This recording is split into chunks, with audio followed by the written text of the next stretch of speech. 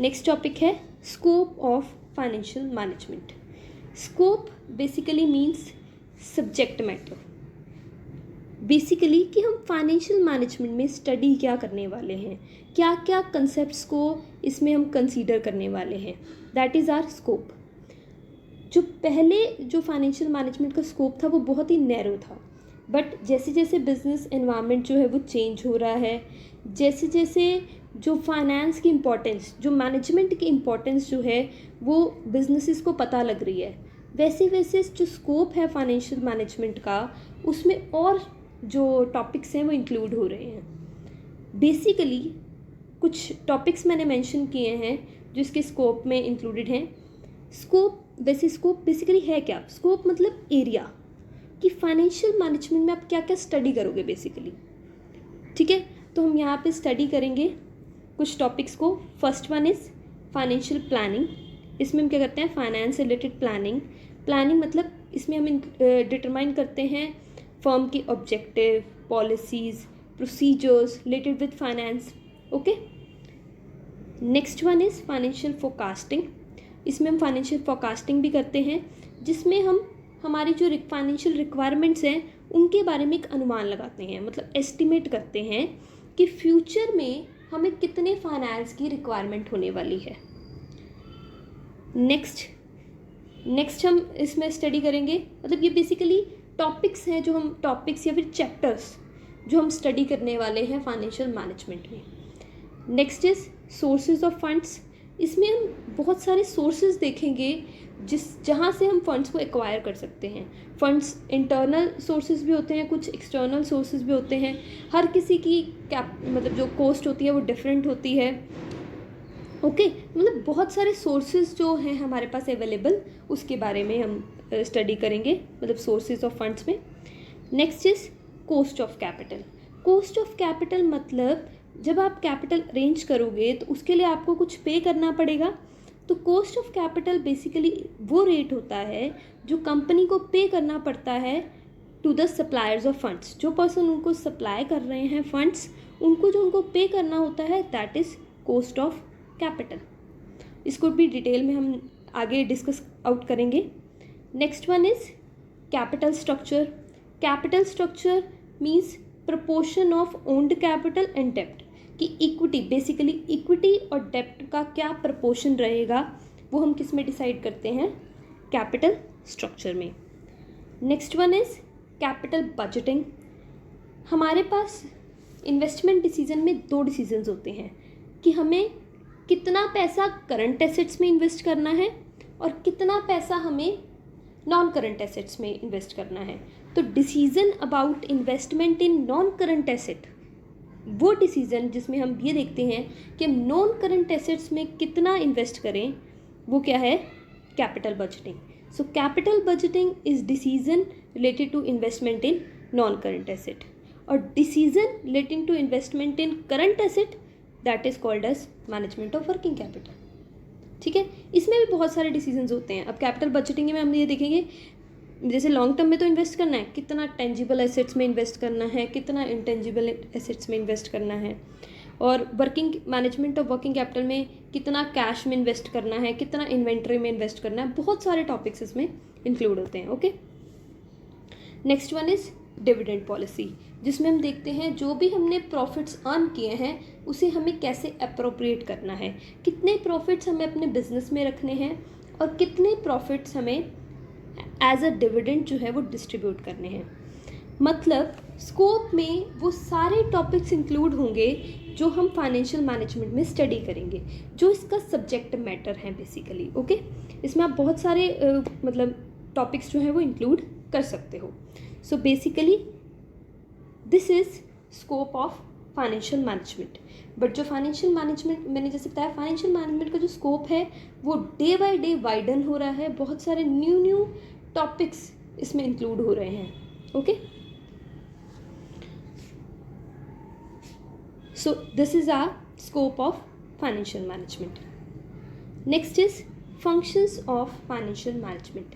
Financial management में क्या functions होते हैं जो फाइनेंशियल मैनेजर को परफॉर्म करने पड़ते हैं। अगर फंक्शंस की बात करें तो फंक्शंस मेनली 3 होते हैं, that are related with financing decision, some are related with investment decision and some are related with dividend decision. ये मेनली फंक्शंस होते हैं जो फाइनेंशियल मैनेजर को परफॉर्म करने होते हैं, जो हमने ऑलरेडी भी डिस्कस किए हैं। फाइनेंसिंग डिसीजन में आपके पास आ जाएगा वही फाइनेंशियल प्लानिंग कि सोर्स ऑफ फाइनेंस क्या रहेगा, कॉस्ट ऑफ कैपिटल कितनी है, कैपिटल स्ट्रक्चर, फाइनेंशियल कंट्रोल। ये जो डिसीजंस हैं ये किससे रिलेटेड हो गए, आपके फाइनेंस से।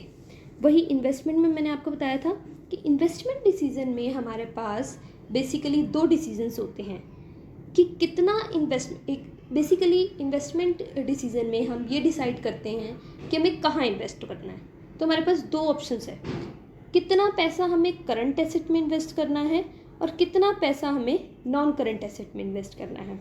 और करंट में भी अब कौन से करंट एसेट में इन्वेस्ट करना है, इन्वेंट्री में कितना इन्वेस्ट करना है आपने, कितना और किसी करंट एसेट में इन्वेस्ट करना है, ओके, वो डिसाइड करोगे। नॉन करंट एसेट में भी आप ऐसे ही है कि नॉन करंट आपने डिसाइड कर लिया कि ये मुझे नॉन करंट एसेट में इन्वेस्ट करना है, तो कौन से नॉन करंट एसेट में, टेंजिबल वन, इनटेंजिबल वन, ठीक है। तो ये सब डिसीजंस आप लोगे। And third one is dividend decision, मतलब डिस्पोजल ऑफ सरप्लस बेसिकली, कि जो आपके पास प्रॉफिट आया उसको कैसे डिस्ट्रीब्यूट करेंगे। आई थिंक ये हमने डिटेल में पहले भी बहुत डिस्कस किया है। तो मेन फंक्शंस यही रहते हैं हमारे, financing, investment and dividend, okay, जो फाइनेंशियल मैनेजर को परफॉर्म करने हैं। Next is importance of financial management. Financial management की इम्पोर्टेंस क्या है? बेसिकली हम फाइनेंशियल मैनेजमेंट पढ़ क्यों रहे हैं? किसी भी बिजनेस के लिए फाइनेंशियल मैनेजमेंट क्यों इम्पॉर्टेंट है? Finance is the centre point of every decision. कोई भी डिसीजन लेना है, कोई भी एक्टिविटी करनी है, फाइनेंस जो है वो सेंटर पॉइंट रहता है। विदाउट फाइनेंस कोई भी एक्टिविटी आप परफॉर्म नहीं कर सकते। अगर फाइनेंस इतना इम्पॉर्टेंट है तो दैट मीन्स उसको मैनेज करना भी उतना ही इम्पॉर्टेंट है। तो इसलिए फाइनेंशियल मैनेजमेंट जो है वो बहुत ही इम्पॉर्टेंट रोल प्ले करती है। अब क्या एस्पेक्ट्स हैं इसके, क्यों इम्पॉर्टेंट है? First is significant part of business management. Business management का बहुत ही इम्पॉर्टेंट पार्ट है। बिजनेस मैनेजमेंट में आप बहुत सारी एक्टिविटीज़ को मैनेज करते हो, बट उसमें फाइनेंशियल मैनेजमेंट जो है वो बहुत ही इम्पॉर्टेंट रोल प्ले करता है। अगर आपने फाइनेंस को मैनेज कर लिया तो आपने सोचो हाफ मैनेजमेंट आपने कर ली, ओके, बिकॉज जो फाइनेंस जो है वो बहुत ही इम्पॉर्टेंट रोल प्ले करता है किसी भी बिजनेस में। Next one is helps to determine financial requirements. Financial management में हम ये भी एस्टिमेट लगाते हैं कि फ्यूचर में कितनी रिक्वायरमेंट्स, मतलब फाइनेंस की हमें रिक्वायरमेंट हो सकती है। तो अगर हम फाइनेंशियल मैनेजमेंट करते हैं तो हमें ये भी पता लग जाएगा कितनी फाइनेंस की हमें रिक्वायरमेंट है फ्यूचर में। Next one is efficient acquisition of funds. Financial management में हम ये इंश्योर करते हैं कि हम जो एक्वायर करें फंड्स को एफिशिएंट वे में करें, यानी हम फेयर टर्म्स पे फंड्स को एक्वायर करें। तो अगर फाइनेंशियल मैनेजमेंट होता है, मतलब किसी भी फर्म में फाइनेंशियल मैनेजमेंट किया जाता है, तो उसमें क्या होता है, जो फंड्स एक्विजिशन है वो फेयर टर्म्स पे हो जाता है, बिकॉज हम बहुत चीज़ों को कंपेयर करते हैं इसमें, बहुत सारे सोर्सेज को, बहुत सारे कॉस्ट ऑफ कैपिटल को, okay. Next is proper use of funds. Financial management ये इंश्योर करता है कि जो फंड्स की एक्विजिशन तो अच्छी हो ही, बट साथ ही साथ जो फंड का यूज़ है, जो फंड की यूटिलाइजेशन है, वो भी प्रॉपर वे में हो। Next is improves profitability. अगर एक्विजिशन जो है वो फेयर टर्म्स पे होगा, फंड्स का प्रॉपर यूज़ होगा, तो इससे क्या होगा, अल्टीमेटली हमारे जो प्रॉफिट्स हैं वो इंक्रीज हो जाएंगे। अगर प्रॉफिट्स इंक्रीज होंगे तो next point, increase in value of firm की वैल्यू इंक्रीज हो जाएगी। बहुत सारे बेनिफिट्स मिलेंगे शेयर होल्डर्स को और मैनी अदर बेनिफिट्स। आप इसमें बहुत सारे पॉइंट्स जो है वो इंक्लूड कर सकते हो।